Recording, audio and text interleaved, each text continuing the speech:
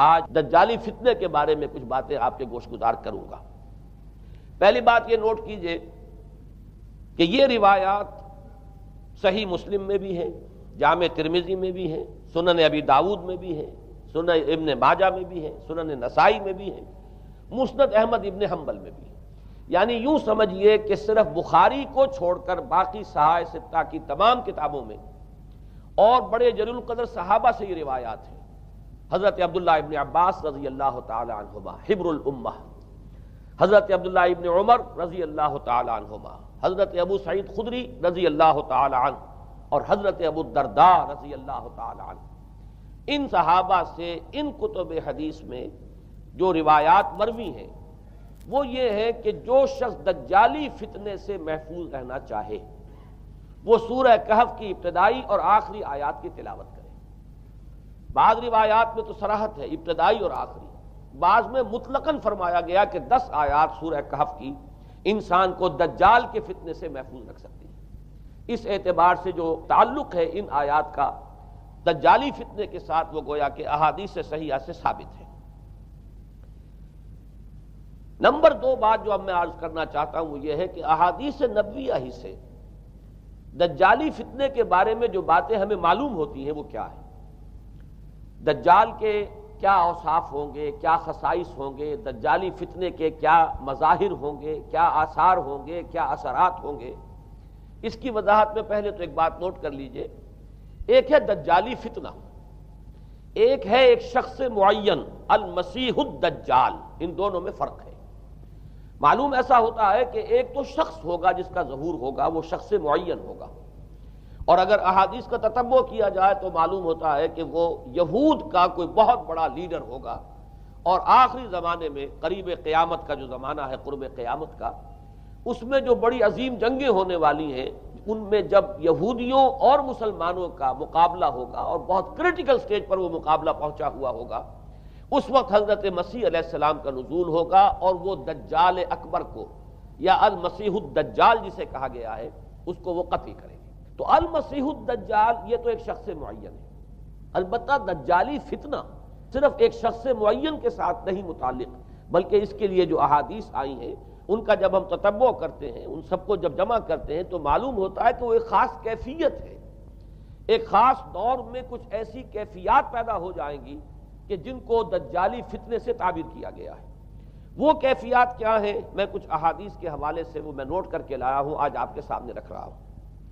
پہلی بات یہ معلوم ہوتی ہے کہ اس دور میں،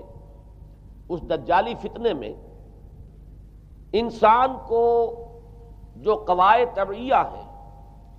جو قدرت کی طاقتیں ہیں، کائناتی قوتیں ہیں، ان پر غیر معمولی غلبہ، اقتدار، اختیار حاصل ہو جائے گا، اور وہ دجال متصرف ہوگا ان تمام قواعد طبعیہ پر، بالکل ایسے انداز میں جیسے کبھی انبیاء کرام علیہ السلام کو اللہ تعالیٰ معجزے عطا فرماتا ہے۔ وہ معجزے کہ جو اللہ تعالیٰ کے فضل و کرم سے اللہ کے رسولوں کو عطا ہوئے ہیں، گویا کہ وہ سب کی سب کیفیات ہیں کہ جو دجال کے بارے میں قرآن مجید یا احادیث نبویہ میں وارد ہوئی۔ مثلا پہلی بات یہ بتائی گئی کہ اس کے لیے فاصلہ بے معنی ہو کر رہ جائے گا، انتہائی تیز رفتاری ہوگی جو اسے حاصل ہوگی۔ چنانچہ الفاظ یہ ہے کالغیث استدبرت الریح، وہ ایک ایسے طوفان کے مانند جو ہے وہ سیلاب آئے گا کہ جیسے کوئی بہت زوردار آندھی جو ہے اس کے ساتھ طوفان آیا کرتا ہے۔ آپ سائیکلون کا تصور کیجئے کہ جس طریقے سے وہ ایک انتہائی تیز رفتار ہوا جو ہے وہ طوفان کو لے کر آتی ہے، اس طور سے وہ فتنہ پھیلے گا۔ ایک اور حدیث میں الفاظ ہے فلا تدع قریۃ الا حبطتها فی 40 لیلہ، یہ مسلم شریف کی روایت ہے حضرت نواس ابن سمعان رضی اللہ تعالی عنہ سے۔ کوئی قریہ تک نہیں چھوڑے گا دنیا کی کوئی آبادی چھوٹی سے چھوٹی جس میں وہ نہیں پہنچ جائے گا 40 دن کے اندر اندر۔ یہ اس کی تیز رفتاری کا عالم ہوگا، گویا کہ میں تعبیر کر رہا ہوں اسے ان الفاظ سے کہ فاصلہ بے معنی ہو کر رہ جائے گا۔ اسی کے ضمن میں بعض اور روایات آئی ہیں۔ سواری جو ہے اس دجال کی اس کو گدھے سے تعبیر کیا گیا ہے، اس لیے کہ ظاہر بات ہے اس دور میں اور کسی شے کا اگر تذکرہ کیا جاتا ہوائی جہاز کا یا راکٹس کا تو وہ تو لوگوں کی سمجھ میں نہ آتا، اور پہلے انہیں ساری سائنس پڑھانی پڑتی تب وہ الفاظ استعمال کرتے، لہذا وہ اس کا خچر، اس کا جس پر سواری ہوتی ہے۔ لیکن اس کی تیز رفتاری کے لیے الفاظ آئے ہیں کہ اس کا ایک قدم اگر مکے میں ہوگا تو دوسرا قدم شام میں جا کر پڑے گا، اور الفاظ یہ آئے ہیں کہ اس کے دونوں کانوں کے درمیان فاصلہ جو ہے وہ 40 باع کا یعنی 80 ہاتھ کا ہوگا، بلکہ حضرت علی رضی اللہ تعالیٰ عنہ کے خطبے میں جو اس کا بیان ہوا ہے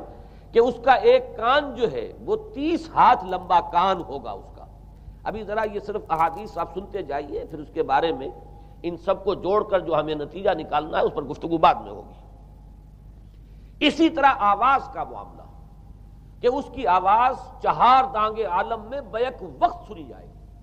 الفاظ یہ ہے ینادی بصوت لہو یسمع لہو ما بین الخافقین، وہ ایک ایسی آواز کے ساتھ پکارے گا کہ جسے مشرق و مغرب کے مابین رہنے والا ہر شخص سنے گا۔ اس کی آواز جو ہے گویا کہ وہ تمام فاصلوں کے جو پردے ہیں اس کے لیے وہ حائل نہیں رہیں گے، بلکہ یہ کہ اس کی آواز جو ہے پوری دنیا میں مشرق و مغرب میں بیک وقت سنائی دے گی۔ تیسری بات معلوم ہوتی ہے کہ علاج معالجہ وہ اس انتہا کو اور عمل جراحی اس انتہا کو پہنچ جائے گا۔ یہاں وہ الفاظ آئے ہیں جو قرآن مجید میں حضرت مسیح کے معجزات کے لیے آئے۔ حضرت مسیح کے الفاظ جو ابرئ الاکمہ والابرص، کہ میں مادر ذات اندھے کو اور جو کوڑھ کا مرض تو ان دونوں کو میں ٹھیک کر دیتا ہوں۔ حضرت مسیح علیہ السلام صرف ہاتھ پھیرتے تھے اور مادر ذات جو نابینا ہے، اندھا، بینائی اس کی آ جاتی تھی، اور کوڑھی جو ہے اس کے جسم پر ہاتھ پھیرتے تھے اس کا کوڑھ درست ہو جاتا تھا۔ ابرئ الاکمہ والابرص، وہی الفاظ آئے حدیث میں کہ دجال کو یہ قدرت حاصل ہو جائے گی۔ نمبر 2 یہ کہ وہ یحیی الموتیٰ، جیسے کہ حضرت مسیح کے الفاظ ہیں وہ احیی الموتیٰ، میں زندہ کرتا ہوں مردے کو۔ حضرت مسیح فرماتے تھے ایک مردے کو قم باذن اللہ، اور وہ کھڑا ہو جاتا تھا۔ بالکل اسی طریقے سے دجال کو بھی قدرت حاصل ہو جائے گی کہ وہ مردوں کو زندہ کرے گا۔ مزید وضاحت ایک حدیث میں یہ ہے کہ وہ ایک شخص کو آری کے ساتھ بیچ میں سے چیرے گا، 2 ٹکڑے کر دے گا، پھر سیدھے گا اور زندہ کر دے گا۔ معلوم یہ ہوا کہ علاج معالجے کا علم اور دوسرے یہ کہ جراحی کا علم جو ہے وہ اپنی ان بلندیوں کو پہنچے گا کہ اس حد تک انسان کی رسائی ہو جائے گی۔ چوتھی بات، اس کو زمین اور فضا پر اس قدر غلبہ حاصل ہو جائے گا۔ الفاظ یہ حدیث کے یامر السماء فتمطر، وہ آسمان کو حکم دے گا بارش برسا اور وہ بارش برسائے گا۔ والارض فتنبت، اور زمین کو حکم دے گا کہ فصلیں اگا اور وہ اگائے گی۔ وَيَمُرُّ بِالْخَرْبَةِ فَيَقُولُ لَهَا اُخْرُجِي كُنُوزَكَ، اور وہ کسی ویرانے پر سے گزرے گا اور اسے حکم دے گا، ویران چٹیل میدان، اور حکم دے گا کہ اپنے خزانے نکال، اور فرمایا اس کا نتیجہ یہ نکلے گا فَتَتَّبِعُهُ كُنُوزُهَا، تو اس زمین کے جو خزانے ہیں وہ نکل کے اس کے ساتھ چلنے شروع ہو جائیں گے۔ زمین پر قدرت، فضا پر قدرت، بارش کا حکم ہوگا وہ بارش ہو جائے گی، آسمان بارش برسائے گا، زمین اپنے خزانے اگل دے گی۔ 5ویں بات، وَيُبْعَثُ مَعَهُ الشَّيَاطِينُ عَلَى صُورَةِ مَن مَاتَ، اس کے ساتھ کچھ ایسے شیاطین مبعوث ہوں گے کہ جو ان صورتوں کو اختیار کریں گے ان لوگوں کی جو مر چکے، من الآباء والأمہات والمعارف، جو آباء و اجداد اور مائیں اور دادیاں اور جو بھی جان پہچان والے لوگ ہیں جو فوت ہو چکے ہوں گے، وہ ان کی صورت اختیار کریں گے۔ فَتَأْتِيَ أَحَدَهُمْ فَيَقُولُ أَلَسْتُ فُلَانًا أَلَسْتَ تَعْرِفُنِي، پھر وہ آئے گا اور وہ شیاطین آئیں گے اور انسان سے کسی سے بات کریں گے، کیا تم مجھے نہیں پہچانتے؟ کیا میں تمہارا فلاں رشتہ دار نہیں ہوں؟ اپنی نشانیاں بیان کریں گے اور لوگ پہچانیں گے۔ یہ وہ احادیث ہیں کہ جن کا جو نتیجہ نکلتا ہے اس کو پہچان لیجئے۔ وہ نتیجہ یہ ہے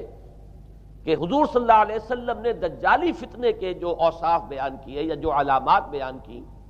ان کا حاصل یہ ہے کہ سائنس اور ٹیکنالوجی کی وہ بلندیاں انسان کو حاصل ہو جائیں گی کہ جو چیزیں کبھی رسولوں کے معجزوں سے ظہور پذیر ہوتی تھیں وہ قوانین طبیعہ پر تصرف کے باعث خود انسان کرنے لگے گا۔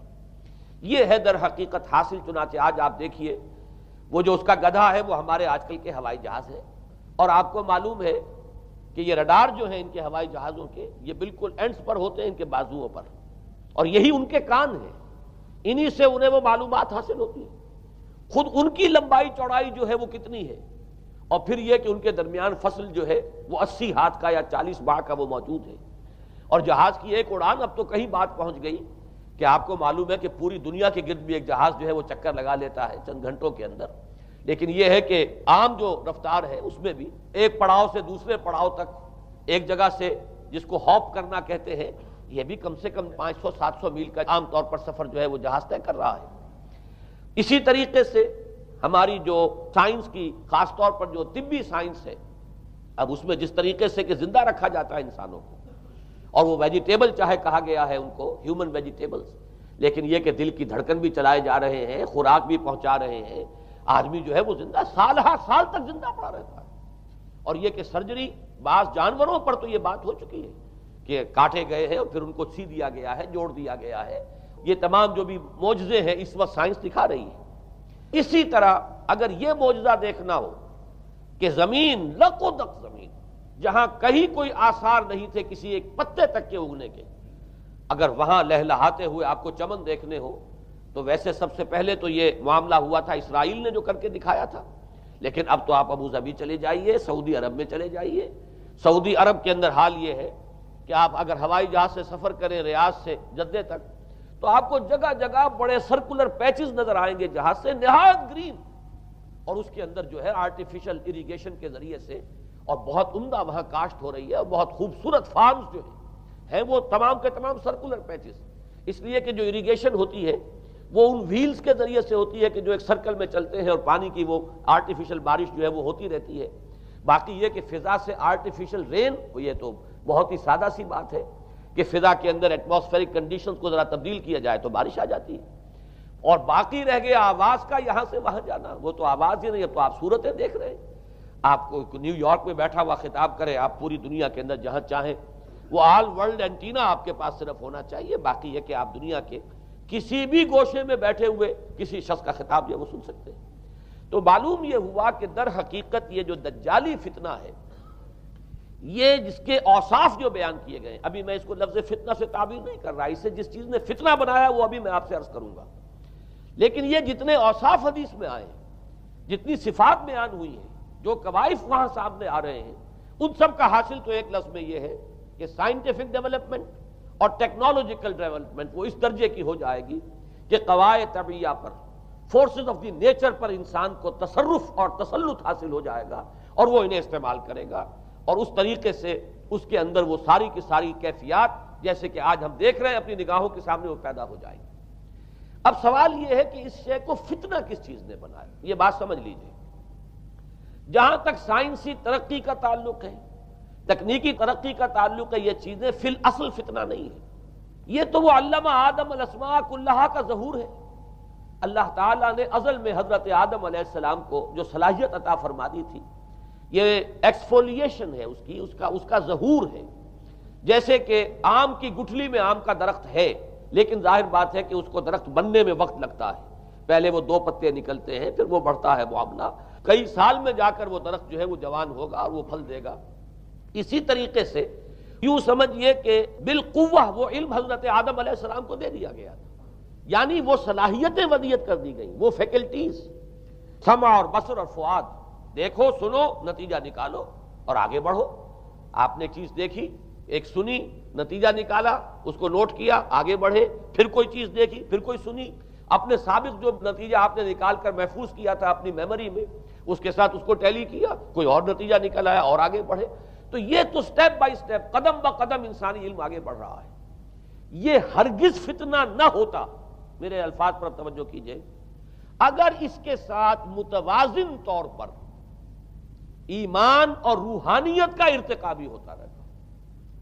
اگر اس کے ساتھ اللہ کی معرفت، اللہ کی محبت، آخرت کا ایمان، منزل انسان کی جو ہے وہ آخرت ہے، دنیا نہیں ہے، اگر یہ چیزیں ساتھ کے ساتھ ہوتی تو یہ ہرگز فتنہ نہیں۔ فتنہ در حقیقت اسے جس نے بنایا ہے وہ یہ ہے کہ کچھ ایسے اسباب ہوئے ہیں، اور وہ اسباب آج مجھے بیان کرنے کہ در حقیقت موجودہ عیسائیت اس کا سب سے بڑا سبب ہے۔ اس کے نتیجے میں ایک بہت بڑا گیپ ہے، اپالنگ گیپ ہے، بڑا مہیب خلا ہے، بڑی وسیع خلیج ہے جو حائل ہو چکی ہے کہ ایمان اور روحانیت ختم ہوتے چلے گئے، اور یہ ٹیکنیکل اور سائنٹیفک ڈیولپمنٹ بڑھتی چلی گئی۔ ان دونوں کے درمیان جو مہیب خلا پیدا ہوا ہے اس نے اسے فتنہ بنا دیا ہے، اور عظیم ترین فتنہ بنا دیا ہے۔ ورنہ اگر اس کے ساتھ ہی اللہ پر ایمان، آخرت پر ایمان، اور انسان کے اندر ایمانی کیفیات، اس کی روحانی کیفیات اگر یہ بھی برقرار رہتی، بلکہ اس کے ساتھ متوازن طور پر ان کو ترقی کرنا چاہیے تھی، تو یہ ہرگز فتنہ نہیں ہے۔ تو پہلی بات یہ سمجھ لیجئے کہ اگرچہ دجالی فتنے کے جو صفات، اس کے اوصاف، اس کی علامات، اس کے مظاہر جو بھی حدیث کے ذریعے سے ہمیں معلوم ہے، جس کا میں نے ابھی آپ کے سامنے تذکرہ کیا، وہ سب در حقیقت تعبیر ہے اس دور کا جو محاورہ ہے، اس دور کی جو زبان ہے، اس دور میں جن الفاظ سے گفتگو کی جا سکتی تھی، اس دور کے ایڈیم میں آج کی جو سائنٹیفک اور ٹیکنالوجیکل ترقی ہے، گویا کہ اس کی تعبیر کی گئی ہے کہ وہ دجالی فتنہ ہوگا۔ لیکن اس شے کو فتنہ بنانے والی شے در حقیقت یہ ہے کہ ایک بہت بڑی خلیج حائل ہو چکی ہے ایمان اور روحانیت، اور دوسری طرف سائنٹیفک اور ٹیکنالوجیکل ڈیولپمنٹ میں ان دونوں کے درمیان اتنا بودھ اور فصل پیدا ہو گیا ہے کہ جس کی وجہ سے اس نے فتنے کی شکل اختیار کی۔ اس کا سبب کیا ہے، آج ہمیں اس پر غور کرنا ہے۔ دیکھیے حضرت مسیح علیہ السلام کا دین، اور جیسا کہ میں نے عرض کیا اس سورہ کہف کے پہلے رکوع میں تذکرہ انہی کا ہو رہا ہے، وَيُنذِرَ الَّذِينَ قَالُوا اتَّخَذَ اللَّهُ وَلَدًا مَا لَهُم بِهِ مِنْ عِلْمٍ وَلَا لِآبَائِهِمْ كَبُرَتْ كَلِمَةً تَخْرُجُ مِنْ أَفْوَاهِهِمْ يَقُولُونَ إِلَّا كَذِبًا فَلَعَلَّكَ بَاخِعٌ نَفْسَكَ عَلَىٰ آثَارِهِمْ إِن لَّمْ يُؤْمِنُوا بِهَٰذَا الْحَدِيثِ أَسَفًا۔ ان آیات کا پہلے ترجمہ آپ سن لیجئے، جو پہلی آیات ہیں ان کا ترجمہ ہم کر چکے ہیں۔ کل حمد اس اللہ کے لیے ہے جس نے اپنے بندے پر کتاب نازل فرمائی اور اس میں کوئی کجی نہ رکھی، جو بالکل سیدھی ہے اور خبردار کرتی ہے ایک ایسی بڑی عظیم اور مہیب جنگ سے کہ جو خاص اللہ کی طرف سے ہوگی، اور بشارت دیتی ہے مومنین کو جو نیک عمل کریں کہ ان کے لیے بہت بڑا اور بہت عمدہ اجر ہے، ماکثین فیہ ابدا، وہ اس میں رہیں گے ہمیشہ ہمیشہ۔ وَيُنذِرَ الَّذِينَ قَالُوا اتَّخَذَ اللَّهُ وَلَدًا، اب دوہرا کر بات آئی، اور تاکہ خبردار کر دے ان کو جنہوں نے یہ کہا کہ اللہ نے کسی کو اپنا بیٹا بنایا۔ مَا لَهُم بِهِ مِنْ عِلْمٍ، نہیں ہے ان کے پاس اس کے بارے میں کوئی علم، وَلَا لِآبَائِهِمْ، نہ ان کے آباء و اجداد کے پاس کوئی علم تھا، کوئی عقلی دلیل نہیں، کوئی اللہ کی اتاری ہوئی کسی کتاب میں، اللہ کے اتارے ہوئے کسی صحیفے میں اس کے لیے سند نہیں۔ وَلَا لِآبَائِهِمْ كَبُرَتْ كَلِمَةً تَخْرُجُ مِنْ أَفْوَاهِهِمْ، بہت بڑی بات ہے کہ جو نکل رہی ہے ان کے منہوں سے، إِن يَقُولُونَ إِلَّا كَذِبًا، نہیں بول رہے یہ، نہیں کہہ رہے یہ مگر جھوٹ۔ فَلَعَلَّكَ بَاخِعٌ نَفْسَكَ عَلَىٰ آثَارِهِمْ، تو اے نبی صلی اللہ علیہ وسلم شاید کہ آپ اپنے آپ کو ہلاک کر لیں گے ان کے آثار پر۔ یہ آثار کے لفظ کو میں ابھی جو کا تو رکھ رہا ہوں، بعد میں اس کی وضاحت کروں گا۔ ان لم یؤمنوا بهذا الحدیث اسفا، اگر یہ لوگ ایمان نہ لائے اس حدیث پر، یہ حدیث قرآن، اس پر اگر یہ ایمان نہ لائے، جیسے کہ وہاں فرمایا گیا تھا اگر رحمت خداوندی میں داخل ہونا ہے اے بنی اسرائیل تو یہ شاہدرہ ہے رحمت خداوندی کا قرآن حکیم، آؤ اور داخل ہو جاؤ۔ یہاں پر ان عیسائیوں کو متنبہ کیا جا رہا ہے اگر وہ اس حدیث پر، یہ حدیث اللہ، اللہ کی کتاب، احسن الحدیث کتابا متشابہہ فَبِأَيِّ حَدِيثٍ بَعْدَهُ يُؤْمِنُونَ، اگر اس اللہ کی حدیث پر، اللہ کی کتاب پر یہ ایمان نہ لائے تو جو ان کے آثار ہوں گے، جو نتائج نکلیں گے، ان پر اے نبی شاید کہ آپ اپنے آپ کو صدمے اور رنج اور غم سے ہلاک کر لیں۔ یہ ہے در حقیقت وہ آیات کے جن میں تذکرہ ہو رہا ہے عیسائیت کا، لیکن عیسائیت سے مراد کیا ہے اسے سمجھیے۔ حضرت مسیح علیہ السلام کا دین تو بعین ہی وہی دین تھا جو دین آدم سے لے کر محمد تک صلی اللہ علیہ وسلم وعلیہم الصلاۃ والسلام جتنے انبیاء آئے ہیں ان کے دین میں کوئی فرق نہیں تھا۔ دین توحید، وہی ایمان، البتہ شرائع کے اندر، شریعتوں میں کچھ تفصیلی احکام میں فرق ہوا ہے، شریعت موسوی اور شریعت محمدی میں علی صاحب الصلاۃ والسلام تھوڑا تھوڑا فرق ہے، دین ایک ہی ہے۔ شرع لکم من الدین ما وصی بہ نوحا والذی اوحینا الیک وما وصینا بہ ابراہیم وموسیٰ وعیسیٰ، دین میں تو ہم نے وہی شے تمہارے لیے بھی معین کی ہے مسلمانوں، کہ جس کی کہ ہم نے نوح کو وصیت کی تھی اور جس کی کہ ابراہیم کو اور موسیٰ کو اور عیسیٰ کو وصیت کی، دین ایک ہے۔ ان الدین عند اللہ الاسلام، تو دین مسیحی بھی وہی تھا بعین ہی جو دین محمدی ہے اور دین موسوی ہے صلی اللہ علیہ وسلم علیہ الصلاۃ والسلام۔ البتہ حادثہ جو نہایت عظیم پیش آیا ہے اور وہ یہ ہے کہ پال، ساؤل اس کا نام تھا پہلے، جس نے کہ اپنی زندگی میں حضرت مسیح علیہ السلام جب تک موجود تھے دنیا میں شدید انہیں تکلیفیں پہنچائیں، شدید ایذائیں پہنچائیں، ان کی مخالفت پر کمر بستہ رہا، لیکن اس کے بعد جب انہیں اٹھا لیا گیا، یا عیسائیوں کے عقیدے کے مطابق وہ سولی دیے گئے، اور اس کے بعد ان کا عقیدہ بھی یہ ہے کہ سولی پانے کے بعد پھر وہ زندہ ہو کر آسمان پر چلے گئے، جبکہ ہم یہ سمجھتے ہیں اور ہمارا ایمان ہے کہ انہیں سولی دی نہیں گئی، بلکہ انہیں تو پہلے ہی اٹھا لیا گیا تھا، ان کی جگہ کوئی اور ہے۔ انجیل برنباس نے یہ بات بالکل واضح کر دی کہ در حقیقت وہی حواریین میں سے جس نے کہ غداری کی تھی اور پکڑوایا تھا، مخبری کی تھی، وہی ہے جس کی شکل بنا دی گئی تھی حضرت مسیح علیہ السلام کے جیسی مانند، اور وہ شخص ہے کہ جو سولی چڑھا ہے۔ بہرحال عیسائیت اس وقت کی جو اس کا عقیدہ ہے اور جو ہمارا عقیدہ اور ایمان ہے، ان دونوں کی روح سے حضرت مسیح علیہ السلام آسمان پر اٹھا لیے گئے۔ اس کے بعد اس نے دین مسیحی میں نقب لگانے کے لیے، جو دین مسیح اصل دین اسلام تھا، اس کو کرپٹ کرنے کے لیے، ڈسرپٹ کرنے کے لیے، اس میں نقب لگانے کے لیے اس نے اپنے ایک مکاشفے کا ذکر کیا کہ میں آ رہا تھا سفر میں کہ مجھے حضرت مسیح نظر آئے ہیں آسمانوں میں، اور انہوں نے مجھے کہا ہے کہ اے ساؤل تو مجھے کیوں ستاتا ہے، اور تو اب فلاں جگہ جا اور میرے نام سے نبوت کر۔ اس کے بعد اس نے لبادہ اوڑھا عیسائیت کا، اور اس نے آ کر جس طرح عبداللہ ابن سبا نے محمد الرسول اللہ صلی اللہ علیہ وسلم کے دین میں نقب لگائی، اسی طریقے سے اس شخص نے دین مسیحی میں نقب لگائی۔ فرق یہ ہے کہ دین محمدی صلی اللہ علیہ وسلم، چونکہ یہ آخری دین تھا، اب کوئی اور رسول آنے والا نہیں تھا، اللہ تعالیٰ کی طرف سے اس دین کو، اس شریعت کو ایک پروٹیکشن حاصل ہے، لہذا ایک جزو کی حد تک گمراہی جو ہے پھیل سکی، کل پر محیط نہیں ہوئی۔ لیکن بدقسمتی سے دین مسیحی کے بارے میں یہ ہوا کہ کچھ عرصے تک تو کشمکش رہی ہے، اصل دین مسیحی پر بھی جو کاربند لوگ تھے اور جو اس کے اوپر مستقیم رہے وہ قائم کچھ عرصے تک رہے ہیں، لیکن ہوتے ہوتے تقریباً اس دور تک آ کر جب کہ حضور کی بعثت ہوئی ہے، اصل دین مسیحی کے ماننے والے تقریباً ختم ہو چکے تھے، شاذ لوگ رہ گئے تھے، اور ان میں بھی یہ جرت نہیں تھی کہ اپنے اصل دین کا وہ اظہار کر سکے،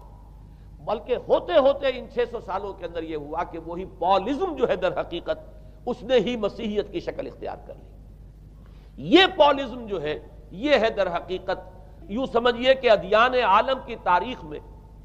سب سے زیادہ گمراہ کن مذہب، جس کا رد عمل پیدا ہوا ہے یورپ میں، جس نے کہ اس دجالی فتنے کی شکل اختیار کی ہے۔ میں یہ چاہتا ہوں کہ اس کے ضمن میں چند باتیں آج آپ کے سامنے رکھوں۔ پال نے جو دین مسیحی میں یا دین اسلام میں جو صحیح دین ہے اللہ کا، اس میں 3 تبدیلیاں بنیادی کی۔ سب سے پہلا تو وہی جو قرآن کہہ رہا ہے، الذین قالوا اتخذ اللہ ولدا، مسیح کو، حضرت مسیح علی نبینا علیہ الصلوۃ والسلام، انہیں خدا کا بیٹا قرار دیا گیا۔ اور اس میں بھی نوٹ کیجئے، بیٹے کے لیے عربی زبان میں 2 لفظ ہیں، ابن اور ولد۔ ابن کا لفظ ذو معنیین ہے، 2 معنی ہیں اس کے، ابن بیٹے کو بھی کہتے ہیں، اور ابن کا کوئی معنوی تعلق بھی ہو سکتا ہے، صرف بیٹا نہیں۔ ابن السبیل مسافر کو کہتے ہیں، راستے کا بیٹا، یعنی چونکہ راستے کے ساتھ اس کا ایک تعلق ہے، راستہ چل رہا ہے، وہ تو ابن السبیل ہے۔ ابن الوقت، وقت کا بیٹا، وہ وقت کا بیٹا اس معنی میں نہیں ہے، بلکہ یہ ہے کہ جو ہر وقت جو ہے حالات کے مطابق گرگٹ کی طرح اپنا رنگ بدلتا چلا جائے، چلو تم ادھر کو ہوا ہو جدھر کی، وہ ابن الوقت ہے۔ تو ابن الوقت اسی طریقے سے جو میں نے دوسری مثال دی ہے، ان کو اگر آپ سامنے رکھیں گے تو معلوم یہ ہوا کہ ابن کے تو دونوں معنی ہو سکتے ہیں،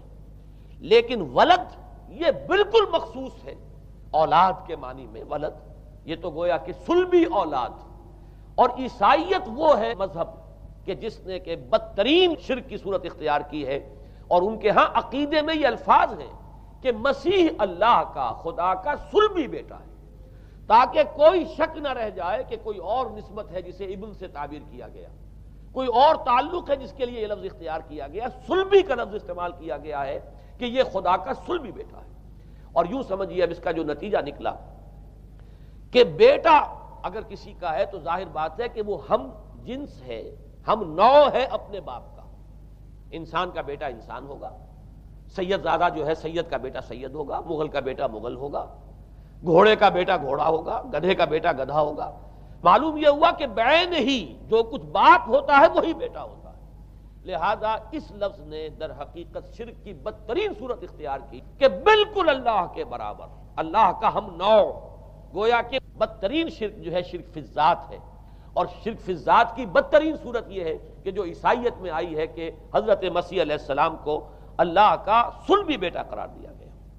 اب اس کے نتیجے میں چونکہ ظاہر بات ہے کہ آخر بائبل بھی موجود تھی، اس بائبل کو ایک دم کیسے ختم کر دیتا سینٹ پال کہیں یا بہرحال میں تو لفظ سینٹ اس کے ساتھ استعمال نہیں کرنا چاہتا، لیکن چونکہ ہمیں یہ ہدایت ہے قرآن مجید کی بھی کہ جو باطل معبود بنا لیے جاتے ہیں انہیں بھی ہم کوئی ان کے لیے توہین والے الفاظ استعمال نہ کریں، لہذا میں یہ لفظ استعمال کر رہا ہوں، ورنہ جی تو چاہتا ہے کہ کوئی اور لفظ اس کے لیے استعمال کیا جائے، لیکن جو بھی اس وقت دنیا میں اس کا معروف نام ہے پال، سینٹ پال، تو اس نے چونکہ ظاہر بات ہے کہ پوری بائبل کو کیسے ختم کر دیتا، ایک دم تورات کو کیسے ختم کر دیتا؟ تورات تو آج تک چلی آ رہی ہے بائبل کے ساتھ ملی ہوئی، the old testament, the new testament, یہ دونوں مل کر بائبل بنتی ہے، لہذا اب گورکھ دھندا بنانا پڑا انہیں، وہ تثلیث والا گورکھ دھندا، 3 میں 1 1 میں 3، توحید بھی ہے تثلیث بھی ہے، 3 میں 1 1 میں 3، اور یہ وہ شے ہے کہ جس نے عقیدے کا تعلق عقل سے منقطع کر دیا، اس لیے سمجھ میں آنے والی بات نہیں، 3 میں 1 1 میں 3 ایک گورکھ دھندا ہے۔ نتیجہ انہوں نے یہ نکالا کہ ڈوگما در حقیقت اس کا عقل سے کوئی تعلق نہیں، ڈوگما بس عقیدہ ہے، اور اس عقیدے ہی کے اوپر سارے دین کی بنیاد ہے، باقی وہ عقل میں آئے نہ آئے، عقل کے لیے قابل قبول ہو یا نہ ہو، یہ بات اچھی طرح سمجھ لیجئے کہ اگرچہ ہمارے ہاں بھی ہم بھی یہ بات کہتے ہیں کہ بہت سے حقائق جو ہیں کائنات کے وہ ایسے ہیں کہ جن تک عقل کی رسائی نہیں ہے اس کے لیے ہم مجبور ہیں، محتاج ہیں وحی کی ہدایت کے، لیکن 2 چیزوں میں فرق کیجئے، ایک ہے عقل سے ماورا ہونا اور ایک ہے عقل کے خلاف ہونا، ان دونوں چیزوں میں زمین و آسمان کا فرق ہے۔ ایک وہ حقائق ہے کہ جو عقل از خود ان تک رسائی حاصل نہیں کر سکتی، لیکن جب وہ سامنے آتے ہیں تو عقل تسلیم کرتی ہے کہ ہاں یہ بات سمجھ میں آتی ہے۔ ایک وہ چیزیں ہیں کہ جن کو عقل تسلیم نہیں کرتی، تو ایک ہے مخالف عقل، ایک ہے ورائے عقل، ان دونوں میں زمین و آسمان کا فرق ہے۔ ہمارے دین میں تو عقل کو اپیل کیا گیا ہے، لعلکم تعقلون، لعلہم یعقلون، اولو الالباب الذین یعقلون۔ اب ظاہر بات ہے کہ عقل کو ہاتھو برہانکم ان کنتم صادقین، لاؤ دلیل اپنی، تو دلیل سے عقل سے اپیل کی گئی، اور اس میں وہ رشتہ جو میں نے کئی مرتبہ بیان کیا علامہ اقبال کے اشعار کے حوالے سے کہ عقل گو آستاں سے دور نہیں، اس کی قسمت میں پر حضور نہیں، اور گزر جا عقل سے آگے کہ یہ نور چراغ راہ ہے، منزل نہیں ہے، منزل تک تو عقل نہیں پہنچائے گی لیکن راستہ تو دکھاتی ہے، اور جب کہ وحی کی روشنی سامنے آتی ہے تو عقل اس کی تصدیق کرتی ہے۔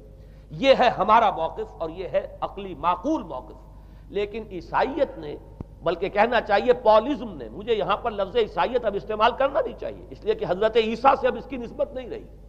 حضرت عیسیٰ سے اس کی نسبت جو ہے یہ مس نومر ہے، یہ غلط نام ہے۔ دی 100 کا مصنف جو ہے ڈاکٹر مائیکل ہارٹ، اس نے یہ بہت بڑی بات کہی، اس نے کہا در حقیقت موجودہ جو عیسائیت ہے اسے پالزم کہنا چاہیے، یہ پالزم ہے، کرسچینٹی نہیں ہے، اس لیے کہ در حقیقت حضرت مسیح علیہ السلام کی تعلیم جب تک وہ دنیا میں تھے وہ یہ نہیں تھی کہ جو پال نے دی، البتہ اس نے پال کو بہت بڑا شخص مانا، اس میں کوئی شک نہیں، اس لیے کہ اس شخص نے تاریخ کے ایک دھارے کا جو ہے وہ رخ موڑ دیا ہے،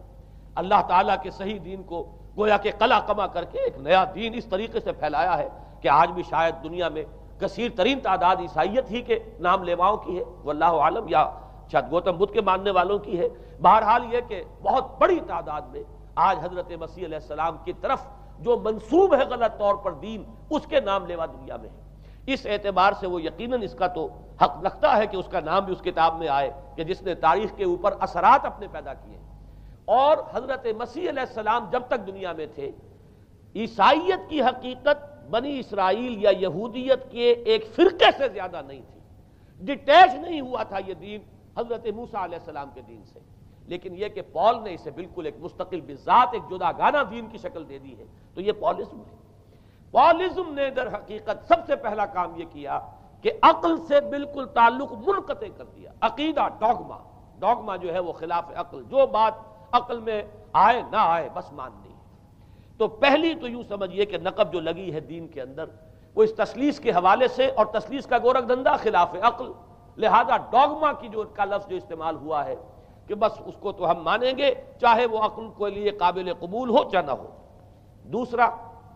اس سے بھی زیادہ آپ دیکھیے ایک سے ایک بڑھ کر اینٹ رکھی جا رہی ہے، خشت اول چون حد میں مار کج تاثریہ امیر ود دیوار کج۔ دوسرا کفارے کا عقیدہ جو مبنی ہے صلیب کے عقیدے پر۔ مسیح نے انتہائی ذلت کی موت یعنی صلیب کی موت جو ہے وہ خود کہتے ہیں کہ انتہائی ذلت کی موت ہے۔ یہ ذلت کی موت کا پیالہ اس لیے پیا تاکہ اس کے ماننے والوں کی طرف سے کفارہ ادا ہو جائے۔ مسیح کفارہ ادا کر چکا ہے، اب جو شخص بھی مسیح کو مان لے گا اس کی گویا کہ نجات ہو گئی، اس کا عمل سے کوئی تعلق نہیں۔ عمل ہو نہ ہو، بد کردار ہو، اچھا کردار والا ہو، نیک ہو، بھلا ہو، جیسا بھی ہو، برا ہو، بدماش ہو، لچا ہو، لفنگا ہو، مسیح کو مان لے۔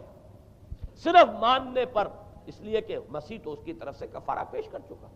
سارے گناہوں کا کفارہ جو ہے مسیح نے انتہائی ذلت آمیز موت جو ہے قبول کر کے گویا کہ اپنے ماننے والوں کے تمام گناہوں کا کفارہ دے دیا ہے۔ یہ دوسرا عقیدہ۔ اس کا نتیجہ کیا نکلا؟ تثلیث نے عقل سے تعلق توڑ دیا تھا مذہب کا، اس نے عمل سے تعلق توڑ دیا۔ ڈوگما ہی ڈوگما ہے، نہ عقل سے کوئی تعلق نہ عمل سے کوئی تعلق، کوئی تعلق نہیں رہا۔ دین کی جڑیں جو ہیں دونوں اعتبار سے، دین تو نام ان دو چیزوں کا، الا الذین آمنوا وعملوا الصالحات، دونوں کی گویا کہ جڑیں منہدم ہو گئیں، بنیادیں منہدم ہو گئیں، جڑیں کاٹ دی گئیں کہ نہ اس کا تعلق عقل کے ساتھ ہے نہ عمل کے ساتھ ہے۔ تیسری بات آئی ہے، اس نے کہا شریعت منسوخ۔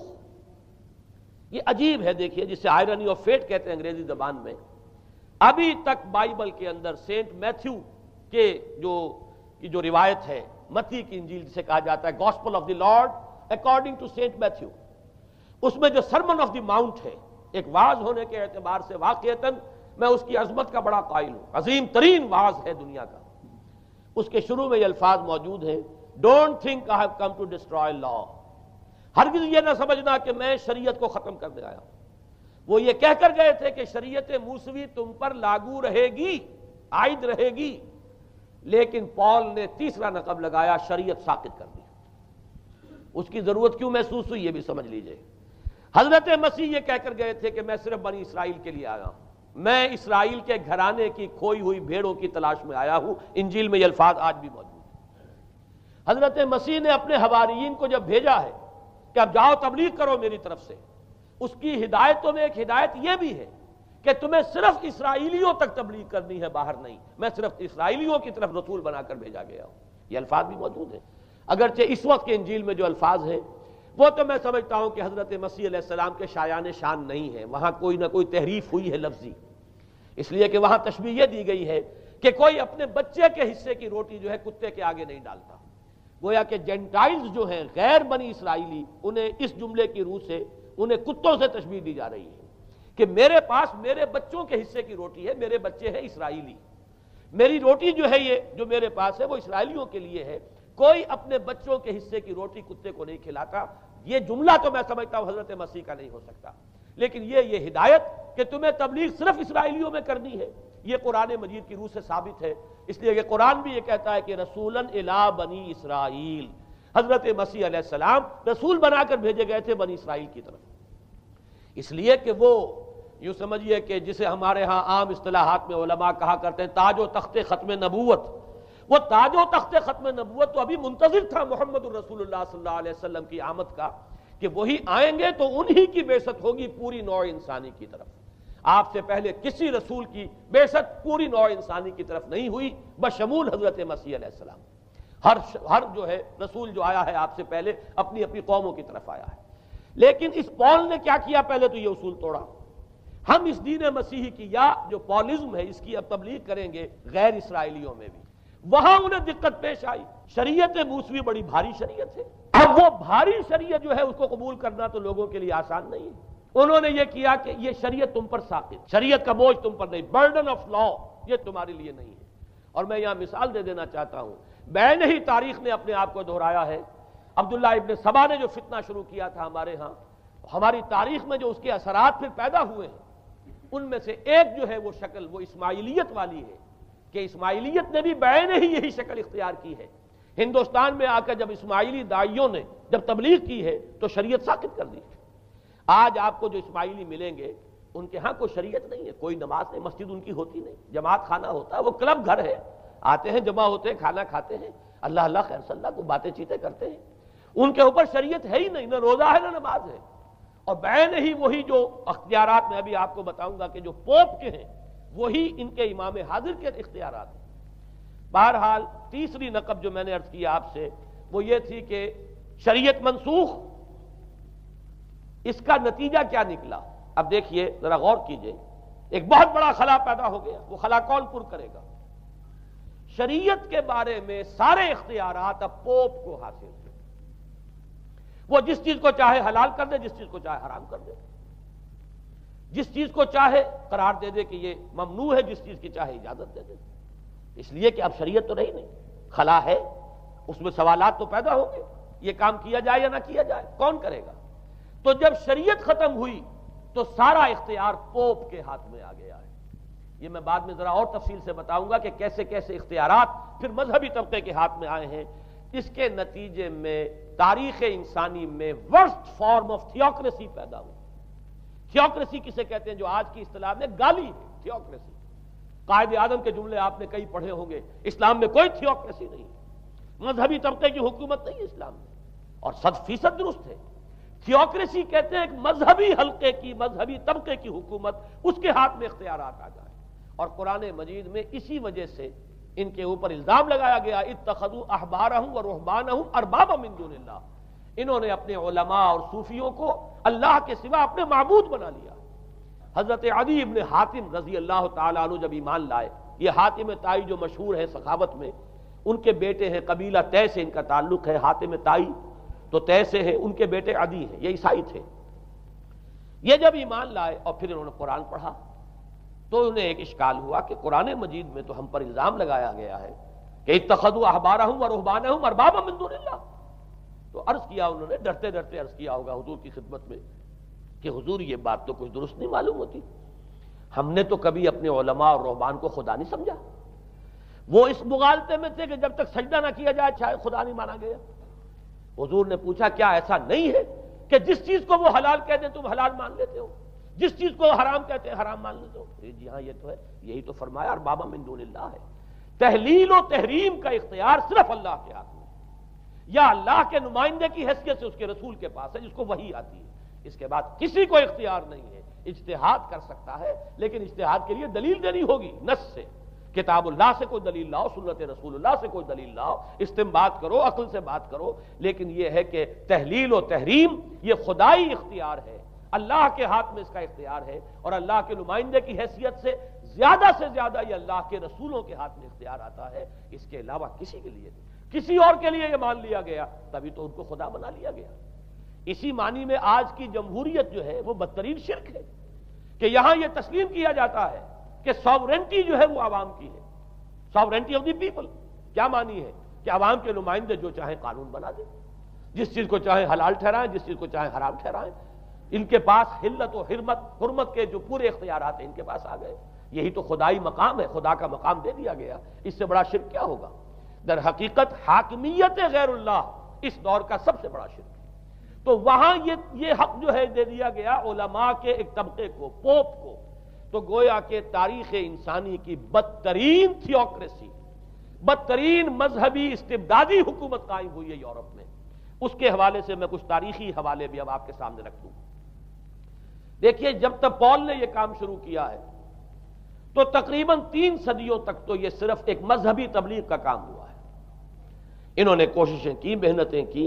پیغام پہنچایا، اور جیسا کہ میں عرض کر چکا ہوں اس وقت تک گڈمٹ تھے، پال کے ماننے والے بھی تھے اور حضرت مسیح کے جو اصل صحابہ تھے جو ان کے حواریین تھے ان کے ماننے والے بھی تھے، لہذا کشمکش ان کے اندر بھی چل رہی تھی۔ لیکن ظاہر بات ہے کہ حضرت مسیح کے اصل حواریین وہ تو اول تو یہ کہ اپنی گفتگو رکھ رہے تھے محدود بنی اسرائیل تک، نمبر 2 یہ کہ انہوں نے تو شریعت کو ساقط نہیں مانا۔ جنگل کی آگ کی طرح جو مسیحیت پھیلی ہے وہ پالزم والی مسیحیت ہے، اس لیے کہ اس میں تو کوئی شریعت کا کوئی بوجھ نہیں، کوئی حلال نہیں، کوئی حرام نہیں، کوئی نماز نہیں، کوئی روزہ نہیں، لہذا یہ تیزی کے ساتھ پھیلی ہے۔ اور 300 برس تک تو ایک کشمکش جو ہے جاری رہی، انہوں نے تبلیغیں کی، مصائب جھیلے، کشمکش اندر بھی چلی باہر بھی چلی۔ لیکن اس کے بعد قیصر روم کانسٹنٹائن، قسطنطین جسے کہتے ہیں، جس کا یہ قسطنطنیہ ہے، کانسٹنٹائن، اس نے یہ محسوس کیا بالکل اکبر کی طرح، جیسے اکبر نے محسوس کیا تھا کہ میری مملکت کے اندر یہ مذہبی تصادم جو ہے یہ سب سے بڑی یوں سمجھیے کہ انسٹیبلٹی کا سبب ہے، لہذا ان تمام مذہبوں کو ایک ہاون دستے میں ڈال کے کوٹ پیس کر ایک بناؤ. وہ جو دین اکبری یا دین الہی جو اس نے کیا تھا اس سیاسی مصلحت کی وجہ سے کہ یہ ہندو مسلم تصادم اور دوسرے مذاہب کا ٹکراؤ جو ہے وہ ہندوستان کو ایک سیاسی وحدت اور ایک اپنی سیاسی عظمت کی طرف پیش قدمی کرنے کا جو راستہ ہے اختیار کرنے سے روکتا ہے. لہذا یہ کام کیا جائے. یہی قسطنطین نے کیا. اس نے جب دیکھا بڑی کشمکش چل رہی ہے اس نے خود عیسائیت اختیار کر. عیسائیت کون سی اختیار کی؟ پالیزم والی. ظاہر بات ہے اس کے لیے بھی اصل عیسائیت اختیار کرنا جو ہے مشکل تھا. پالیزم والی. اور اس کے بعد یہ اب اسٹیٹ کی جو مشینری تھی، جو طاقت تھا، جو دباؤ تھا، اس کے حوالے سے اب یہ مسیحیت جو ہے پورے رومن امپائر کے اندر اب یہ بڑی تیزی کے ساتھ جس کو کہنا چاہیے اس کا ایک نظام قائم ہوا اور جو مذہبی طبقہ تھا اس کا اقتدار مستحکم ہو گیا. اس کے باوجود 200 برس اور گزرے. یونان چونکہ بہت بڑا مرکز تھا علم کا، فلسفے کا، سائنس کا، حکمت کا. آپ کو معلوم ہے یہ تمام ارسطو ہو، افلاطون ہو، یہ سب یونان کے ہیں. ارشمیدس ہو، یہ تمام کے تمام جو بھی ہے تو سائنس اور فلسفہ دونوں اس کا گہوارہ یونان تھا. یونانی حکماء اعتراض کرتے تھے. لہذا سن 529 اس کو نوٹ کر لیجئے. جسٹینین ایک قیصر تھا اب قسطنطین کے 200 برس بعد. اس نے اپنی پوری مملکت میں فلسفہ اور سائنس کی تعلیم حرام قرار دے. کوئی نہ فلسفہ پڑھ سکے گا نہ سائنس. جو فلسفہ پڑھے گا اس کو مرتد قرار دے دیا جائے گا اور زندہ آگ میں جلا دیا جائے گا. انکوزیشن کورٹس قائم ہوئی. وہ صرف مذہبی عدالتیں اس لیے قائم ہوتی تھی کہ جس کے بارے میں معلوم ہو جائے کہ یہ فلسفہ پڑھتا ہے یا یہ سائنس پڑھتا ہے. اس لیے کہ فلسفہ اور سائنس دونوں جڑ کاٹتے ہیں اس ڈوگما کی. وہ ڈوگما جو پالیزم والا ڈوگما ہے اس کی جڑ کھودنے والی ہیں دونوں چیزیں. اور چونکہ وہ دونوں عقل کو اپیل کرتی ہیں، یہ ڈوگما عقل کے متضاد ہے. لہذا مذہب کا تحفظ اسی طرح ہو سکتا ہے کہ اب ان دونوں کو بالکل ممنوع قرار دے دیا جائے. یوں سمجھیے کہ تقریباً 1000 برس تک یورپ میں، چونکہ سب سے بڑی امپائر یہی تھی، یورپ میں فلسفہ اور حکمت اور یہ سائنس کی تعلیم ممنوع رہی. یہ ہے در حقیقت سب سے پہلا کام جو جسٹینین نے کیا 529 میں. اس کے بعد آگے چل کر پوپ کا جو اقتدار ہے وہ اتنا زبردست بنا ہے. پوپ کو اختیار حاصل ہو گیا جس چیز کو چاہے وہ قانون کا درجہ دے دے. اس لیے کہ شریعت تو ہے نہیں، خلا پوپ کون کرے گا؟ پوپ کو کرے گا. پوپ کو اختیار حاصل ہو گیا وہ جس کے گناہ چاہے معاف کر دے. اب دیکھیے اگرچہ ویسے تو گناہ پہلے ہی معاف ہو گئے کہ جس نے مسیح کو مان لیا گناہ تو معاف ہو گئے اگلے پچھلے سب، لیکن یہ کہ پھر بھی ایک خلش رہ جاتی ہے انسان کے دل میں، چونکہ ایک اخلاقی حص انسان کے اندر اللہ نے پیدا کی ہوئی ہے. جب کوئی شخص کرتا ہے، کوئی بدکاری کرتا ہے، کوئی چوری کرتا ہے، ڈاکہ ڈالتا ہے، تو وہ جو ایک کانشنس ہے وہ جو پرک کرتا ہے اس کو بھی ختم کرنے کے لیے اگر پوپ یا کارڈینل یا اس کے کسی نمائندے کے سامنے جا کر اعتراف گناہ کر لو اور کچھ اس کی مٹھی گرم کرو، کچھ ہدیہ پیش کرو، تو توبہ نامہ، معافی نامہ تمہیں دے دیا جائے گا. اور وہ جو چیز ہے وہ تمہارے لیے سند ہے کہ کوئی تم سے باز پرس تمہارے گناہ کے نہیں ہو سکے. پھر ان کی قیمتیں تھیں، ان کے لیے بڑی بڑی جو ہے ہدیے مقرر کیے گئے تھے. تیسری چیز بائبل کا اول تو یہ کہ مفہوم جو ہے وہ کوئی سند نہیں ہے، اس لیے کہ بائبل ہانٹ کر رہی تھی نا. اولڈ ٹیسٹمنٹ بھی ہے، یہ حضرت مسیح کی یہ 4 انجیلیں بھی ہیں، یہ تعلیم کچھ اور ہے. لہذا بائبل جو ہے وہ سند نہیں ہے. سند پوپ کا جو ہے فرمان وہ سند ہے. بائبل کی شرح کرنے کی، بائبل کی طرف سے کوئی دلیل لانے کی کسی کو کوئی حق حاصل نہیں. یہ جبر تھا، یہ تشدد تھا یورپ میں. یہ وہ دور تھا جب کہ اسلام پھیل رہا تھا. میں نے اس لیے آپ سے کہا تھا، نوٹ کرایا آپ کو، 529 میں جسٹینین کا یہ فرمان ہے. 571 میں حضور کی ولادت ہو رہی ہے، وہی صدی ہے. اور 630 کے آس پاس، بلکہ 629 کے آس پاس سلطنت روما کے ساتھ مسلمانوں کا ٹکراؤ شروع ہوا ہے. تو یہ تاریخی ان کو ریلیشن جو ہے ذہن میں رکھیے.